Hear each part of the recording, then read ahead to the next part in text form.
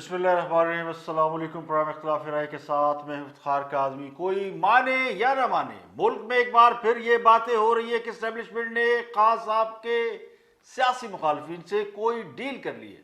حکومتی حلقوں میں بھی اس حوالے سے خاصی پریشانی پائی جاتی ہے۔ بھاگ دوڑ شروع ہے اور بہت ساری چہم گوئیاں ہو رہی ہیں۔ پاکستان کا دارالحکومت اسلام آباد اس وقت سیاسی افواہوں کا مرکز بنا ہوا ہے۔ حکمران جماعت کے لوگ نجی محفلوں میں یہ کہتے پھر رہے ہیں کہ اسٹیبلشمنٹ انہیں استعمال کرنے کے بعد ٹیشو پیپر کی طرح ردی کی ٹوکری میں پھینکنا چاہتی ہے۔ پیپلز پارٹی کے رہنما اعتزاز احسن نے ایک انٹرویو میں یہ دعویٰ کیا ہے کہ مسلم لیگ نون کی قیادت سے اسٹیبلشمنٹ کے معاملات طے پا چکے ہیں، جسے وہ ڈیل کا نام دیتے ہیں، اور ہاریوال کے ضمنی الیکشن میں ایک بار پھر ثابت ہو گیا ہے کہ نواز شریف کا ووٹ بینک نہ ختم ہوا ہے، نہ اس میں کوئی کمی آئی ہے، بلکہ اس میں اضافہ ہی ہوا ہے۔ اور ایک ایسی ویڈیو سامنے آئی ہے جس نے فیض آباد دھرنے اور سابق D G I S I اور موجودہ کور کمانڈر پشاور جنرل فیض حمید کی یاد تازہ کر دی ہے۔ بہت سی اہم خبریں ہیں، اور سب سے اہم خبر ہے ڈیل کے حوالے سے، اور ڈیل کے حوالے سے جو دعوے ہیں ان دعووں کو صداقت دی ہے اعتزاز احسن نے، جن کی ایک ویڈیو اس وقت وائرل ہے۔ یہ انٹرویو دیا انہوں نے ارشد شریف کو۔ اعتزاز احسن پیپلز پارٹی کے بڑے اہم رہنما، سابق وزیر قانون ہیں اور خان صاحب کے ہاتھ سے حمایتی سمجھے جاتے ہیں۔ ان کا تعلق پیپلز پارٹی سے ہے، لیکن پی ٹی آئی کے حلقوں میں وہ یکساں طور پر مقبول ہے۔ وہ یہ دعویٰ کر رہے ہیں کہ مسلم لیگ نون کی ڈیل ہو گئی ہے، اور یہ ڈیل کن لوگوں سے ہوئی ہے، کن لوگوں کے وہ نام لے رہے ہیں، واچ دس۔ ایشورنسز ہیں کہ یہ سارے کیسز شہباز شریف صاحب کے، مریم نواز کے، یہ ختم ہو جائیں گے اور اسی ڈیل کے تحت ختم ہوں گے جو بیک گراؤنڈ میں کی گئی، اور پروسیکیوشن صحیح طرح سے کیسز پرسو نہیں کرے گا؟ سر ڈیل ان کی ہو گئی ہے، ڈیل ان کی ہو گئی ہے۔ ڈیل کس کے ساتھ ہوئی ہے؟ یہ ڈیل ان کی جن دو محلوں کا نام نہیں لیتے، ان کے جو عہدے پہ اب نئے بھی آئے ہوئے ہیں، اور باقی بھی جتنے جرنیل ہیں، کور کمانڈرز ہیں، یہ انہوں نے کر لی ہے ڈیل، اور ہم سے ذرا چھپا کے رکھنا چاہتے ہیں۔ ان سے کیسے ڈیل ہو سکتی ہے؟ وہ تو انٹریکٹ ہی نہیں کرتے سیاست میں، پالیٹکس میں، وہ تو اپنے ملکی سرحدوں کے دفاع میں لگے ہوئے ہیں سارے۔ آج بھی افغانستان کے حوالے سے نیشنل سیکیورٹی پہ میٹنگ ہوئی ہے۔ دیکھیں ارشد، یہ تو ان میں تو ایسے دوست بھی ہیں، ساتھی بھی ہیں جو برقع پہن کے رات کو اور ملنے چلے جاتے رہے، جو کہہ کے کچھ کہ کسی سے بات ہی نہیں اب ہوگی، اور زبیر کے ذریعے سفارتکاری کرتے رہتے ہیں۔ تو یہ کہنا کہ ان کا کوئی کانٹیکٹ، میں یہ رکھتا ہوں کہ ان کا ہر وقت ایک کانٹیکٹ رہتا ہے، live contact with the military establishment ان کا رہتا ہے، اور ود دی جوڈیشل اسٹیبلشمنٹ ان کا۔ اعتزاز احسن کے اس دعوے کے علاوہ بھی اور بھی بہت سے کوارٹر سے یہ اطلاعات آ رہی ہیں کہ مسلم لیگ نون کے لیے معاملات خاصے سیدھے ہوتے جا رہے ہیں، جس نے حکومتی حلقوں کو پریشانی سے دوچار کر رکھا ہے۔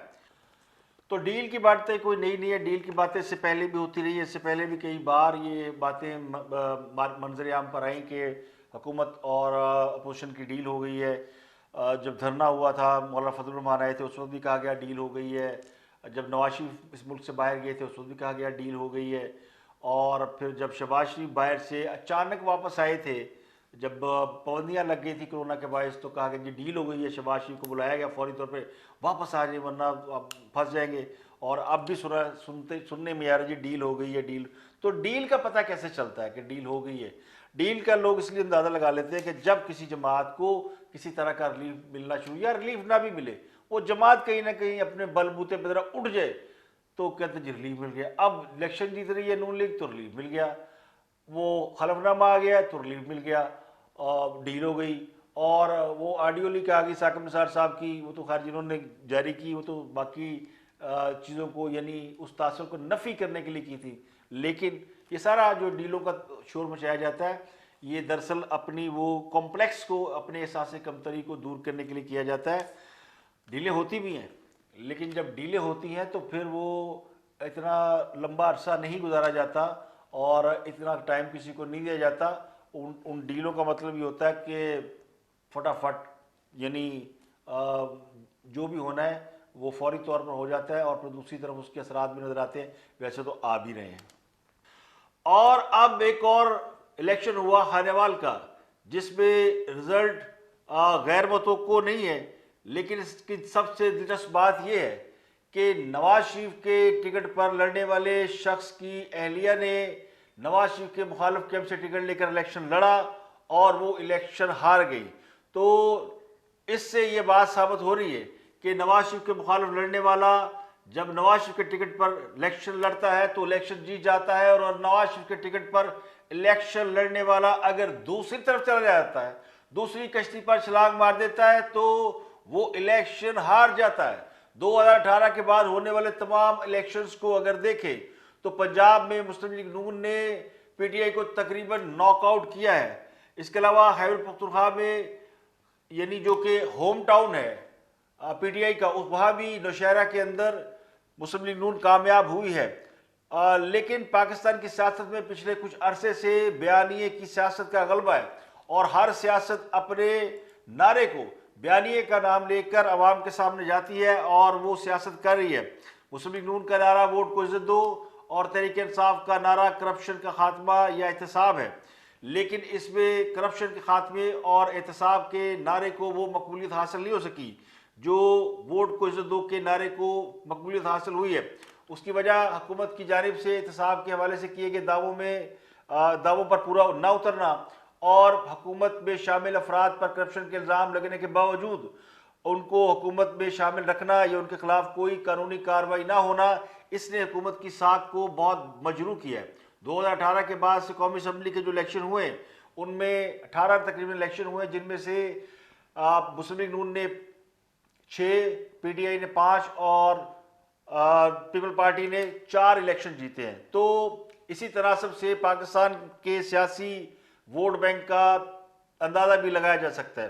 اور غیر جانبدار حلقے یہ کہتے ہیں کہ اگر سیاست میں یعنی اگر کسی الیکشن میں تیسری قوت کی مداخلت نہیں ہوتی یا طاقتور حلقوں کی مداخلت نہیں ہوتی تو پھر اس کے نتائج بہت مختلف ہوتے ہیں، اور اگلے الیکشن میں بھی اگر یہ ہوا تو مقابلہ یک طرفہ رہے گا.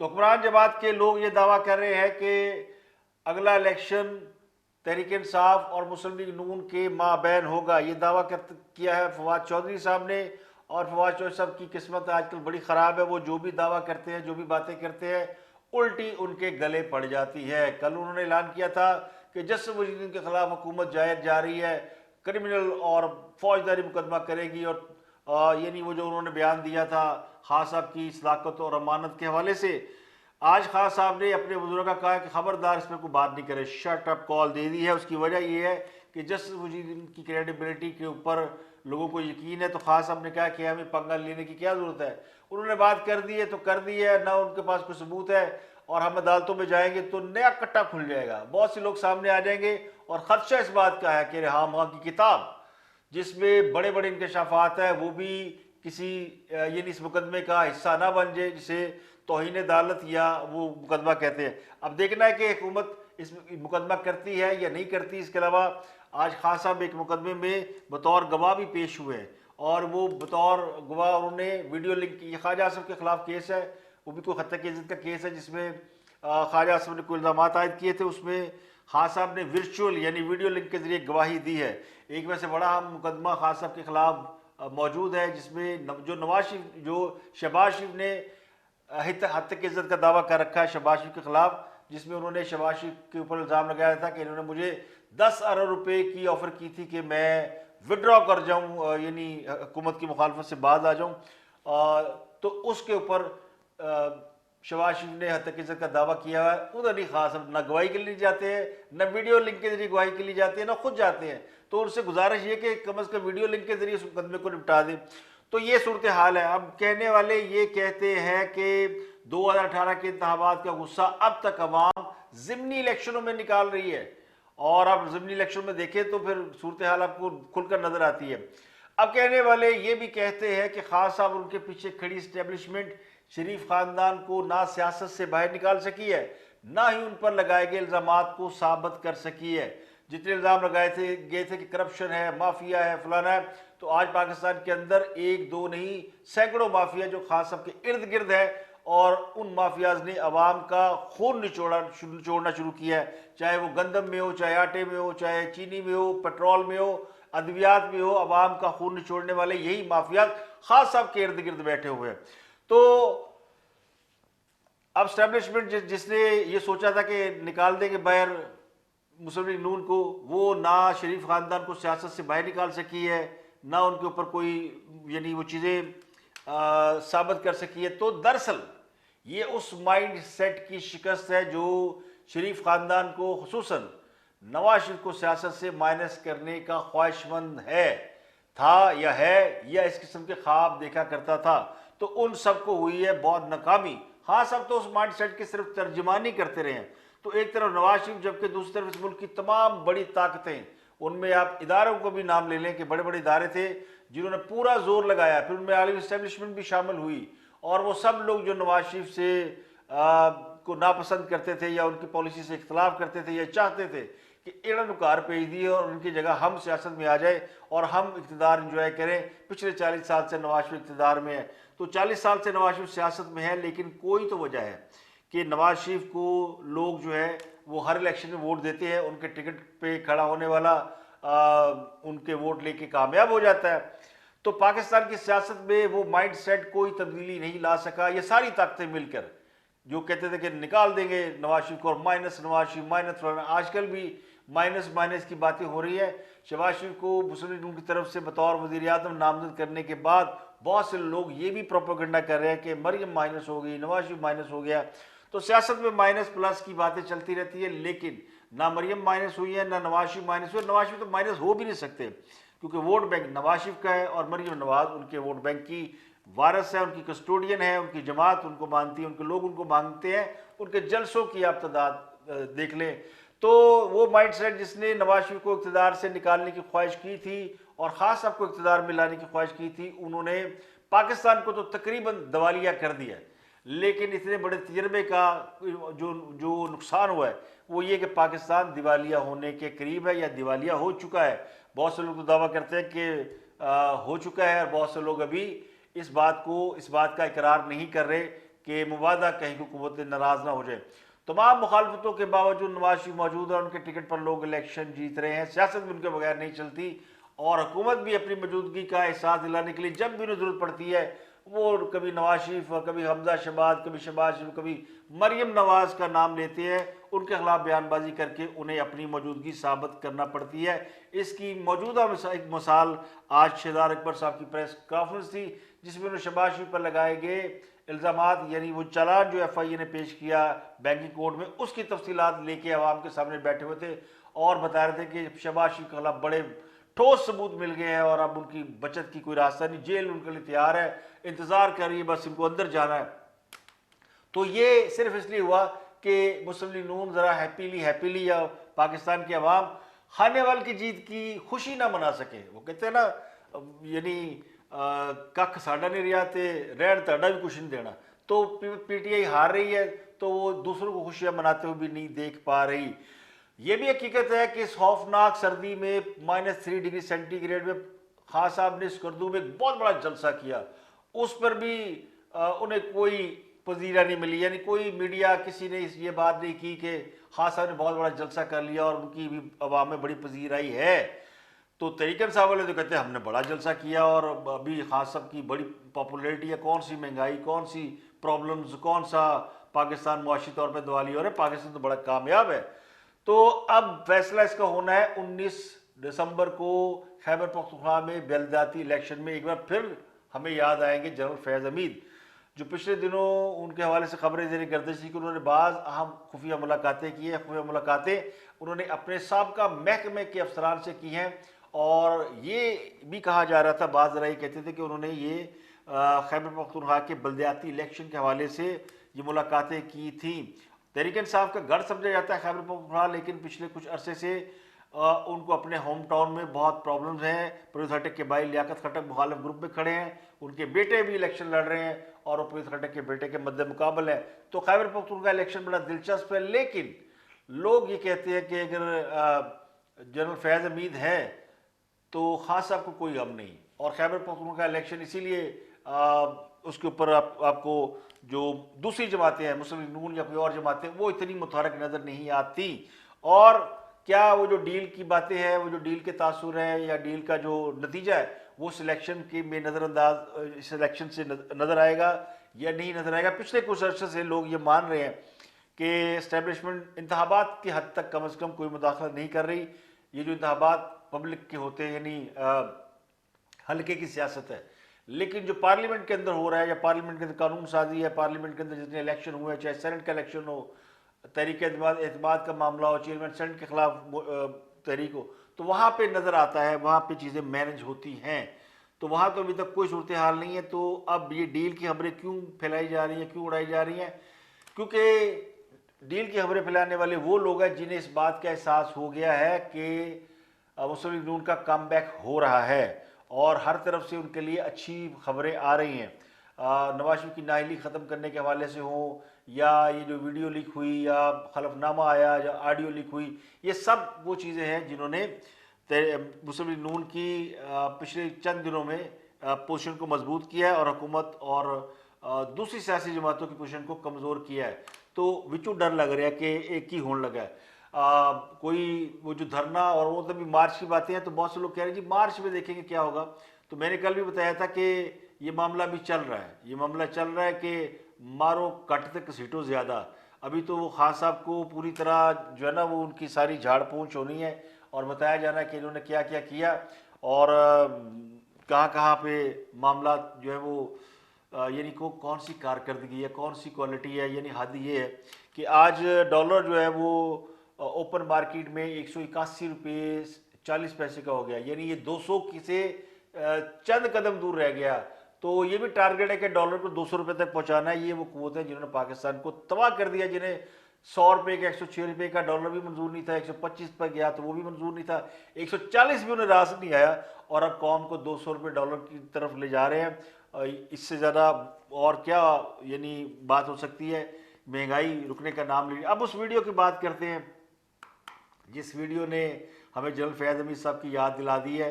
वो वीडियो है जनाब क़ुद्दूस बज़ंजो साहब की, वज़ीर बलूचिस्तान, जिन्होंने ग्वादर धरने के शुरा में नोट बांटे, 5-5 हज़ार के नोट बांटे। अब वो उन्होंने ये नोट क्यों बांटे, उनके पीछे मकसद क्या था, लेकिन नोट लेने वाले नोट देने वाले दोनों इस वीडियो में नज़र आते हैं। तो पहले वीडियो देखते हैं।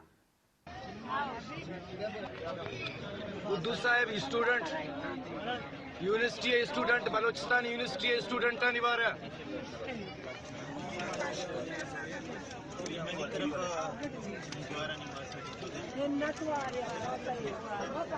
कुद्दूस साहब बलोचिस्तान यूनिवर्सिटी स्टूडेंट निवार मैं जिंदगी पहली बार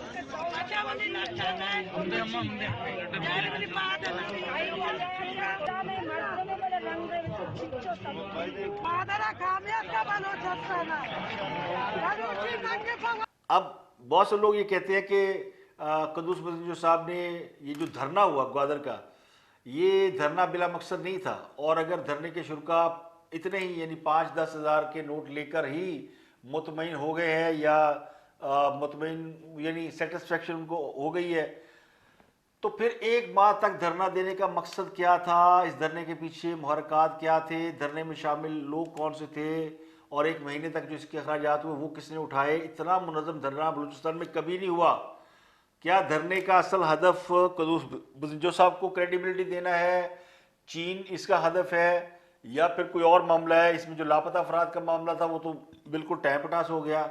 और फिर सुना है जो मौलाना इसको लीड कर रहे थे, उनका नाम 4th शेड्यूल में शामिल था, वो भी निकल गया है। तो हैरत की बात नहीं है, 27 नवंबर 2017 अगर किसी को याद हो तो तहरीक लबैक पाकिस्तान के जब धरने फैज़ाबाद धरने का अख्तिताम हुआ था तो वहाँ भी कुछ बावर्दी हजरात इसी तरह के नोट बांटते हुए नजर आए थे। जनरल फैज़ के बारे में कहा जाता है कि वो शुरा में हज़ार रुपये की करेंसी नोट तकसीम कर रहे थे, हालांकि जनरल फैज़ नहीं कुछ और भी लोग थे। تو قدوس بزنجو صاحب نے اسی بات کو رپیٹ کیا. فرق صرف یہ ہے کہ وہ باوردی تھے, یہ سول ہیں. تو معاملہ یہ نہیں کہ نوٹ تقسیم کیے یا نہیں کیے. اب قدوس بزنجو اور ان کے جو ترجمان ہیں وہ یہ کہتے ہیں جی کہ تو چند لوگوں کو کیے اور ضرورت مند تھے اور 2-3 لوگوں میں کیے, لیکن یہ کوئی اچھی روایت نہیں ہے, بیکاری نہیں ہے. بات تو دھرنا تو حقوق کے لیے ہوا تھا اور ایک مہینہ طویل دھرنا تھا. پورے پاکستان کو اس بات پر لان تان کی گئی کہ بلوچستان میں دھرنا ہو رہا ہے اور آپ اسے لفٹ نہیں کراتے. ایون میڈیا کو برا بھلا کہا گیا. تو جب میڈیا نے اس کو ہائی لائٹ کرنا شروع کیا اور لائم لائٹ بھی لے کر آئے تو پھر اس کے بعد مذاکرات بھی ہو گئے, نوٹ بھی بڑھ گئے, دھرنا بھی ختم ہو گیا, مولانا بھی خوش ہیں. تو یہ 5-5 ہزار کا لالی پاپ سمجھ میں نہیں آیا کہ یہ کیا روایت ہے اور کیا بلوچستان کے حالات ایسے ہی ہیں کہ 5,000 کے یا 10,000 کے نوٹ کے بعد لوگ جو ہیں مطمئن ہو جاتے ہیں. ویسے تو بلوچستان میں غربت بہت زیادہ ہے. تو یہ اس کے باوجود میں نہیں سمجھتا کہ یہ ان لوگوں کے لیے کافی نہیں ہے کہ جن کا روزگار وہاں سے وابستہ ہے. تو یہ بلوچستان کے لوگ تو کہتے ہیں, بعض لوگ کہتے ہیں جی آپ کو نہیں پتہ بلوچستان میں بڑی غربت ہے اور غربت کی حدوں کو آپ سمجھ نہیں سکتے. ان کے لیے 5-10 ہزار بہت بڑی رقم ہے. چلے بڑی رقم ہوگی لیکن اس کو دینے کا مقصد کیا تھا؟ اور اس طرح سرے عام نوٹ بانٹنے کا, اگر وزیر اعلیٰ بلوچستان کسی کی مدد کرنا چاہتے تھے تو دھرنے کے شروع کا جتنے بھی لوگ تھے ان کا وظیفہ مقرر کر دیں, ان کو آپ یہ دے دیں, کارڈ دے دیں جو کہ بینظیر انکم سپورٹ کارڈ تھا جس کا نام رکھا ہوا احساس کارڈ, وہ دے دیں. اپنا کوئی بلوچستان کا کارڈ میں بزنجو کارڈ نکال لیں, کچھ دے دیں تو کوئی طریقہ بھی سمجھ میں آتا ہے. یہ اس طرح لوگوں کو بھیک دینا یا اس طرح کی باتیں کرنا, اس طرح کی کا ایکٹ دہرانا, اس نے اس دھرنے کے اوپر سوالیہ نشان بھی کھڑے کیے ہیں اور اس دھرنے کے پیچھے محرکات کو بھی ہائی لائٹ کیا ہے کہ اس میں کیا کوئی حکومت کا انٹرسٹ تھا یا اس میں کوئی اور لوگ تھے جن کا انٹرسٹ تھا, اور وہ کون سا انٹرسٹ تھا جو سر ہوا ہے. کیونکہ دھرنے کا انٹرسٹ یہ نہیں تھا جس کے لیے دھرنے میں مطالبات کیے گئے تھے. لوگ باہر نکلے تھے, وہاں پہ ٹرالر کے ذریعے مچھلیاں پکڑی جا رہی تھی اور ٹرالر کے ذریعے مچھلیاں پکڑنے کے بعد جو بڑا باریک کام ہے وہ یہ ہوا تھا کہ مچھلی مارکیٹ میں وافر مقدار میں آئی, وہ سستی آئی اور اس کے بعد مرغی کی قیمت گری.